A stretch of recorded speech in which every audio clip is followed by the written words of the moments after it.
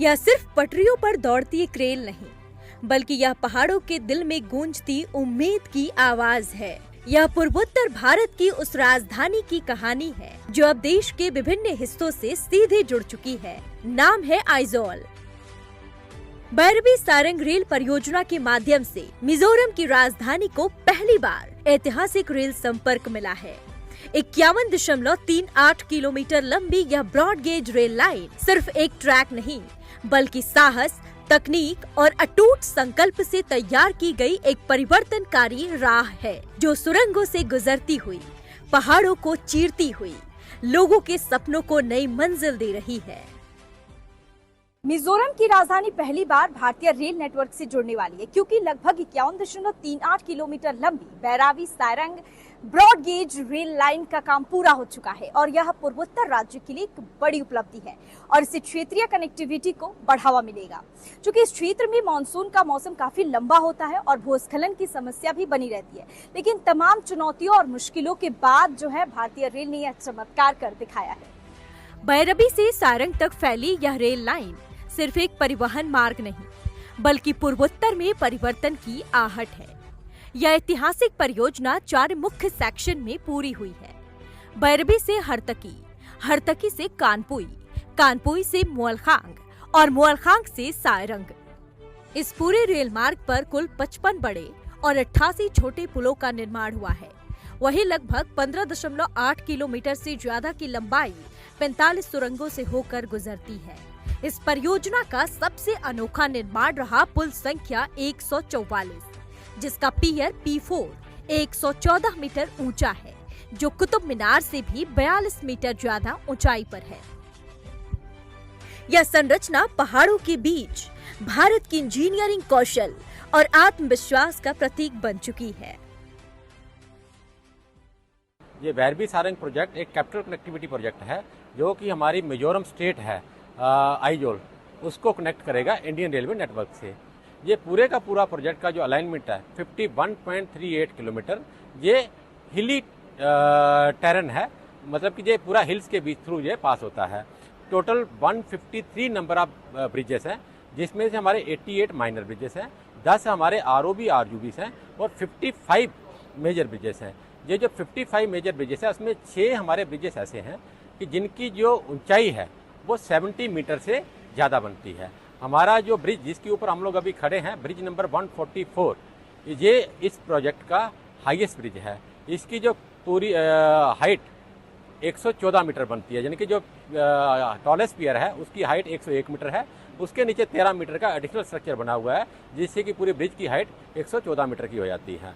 ये प्रोजेक्ट अपने आप में भारतीय रेलवे का सबसे मुश्किल प्रोजेक्ट है। इस परियोजना को साकार करने में कई चुनौतियां भी आईं।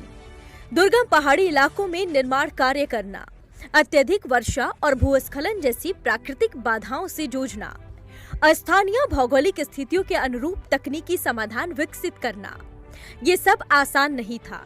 कई बार सामग्री की आपूर्ति बाधित हुई, तो कभी मौसम ने निर्माण की गति धीमी कर दी।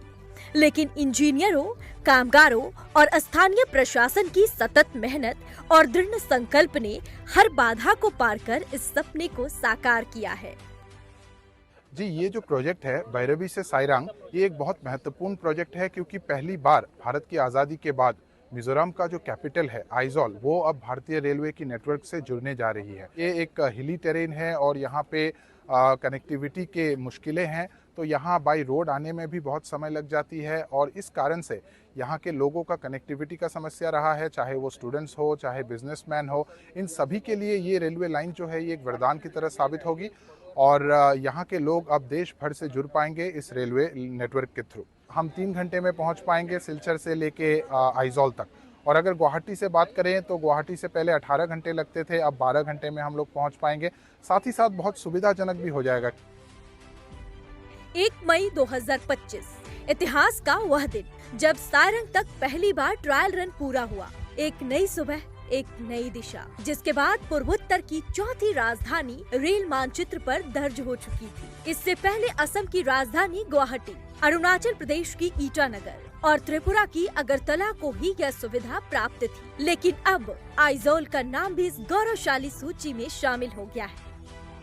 अगर हम कहें कि यह एक इंजीनियरिंग का चमत्कार है तो बिल्कुल भी गलत नहीं होगा, क्योंकि इस मार्ग में कई सुरंगें हैं, पुल हैं जो देश के कठिन रेलवे रूट्स में से एक माने जाते हैं।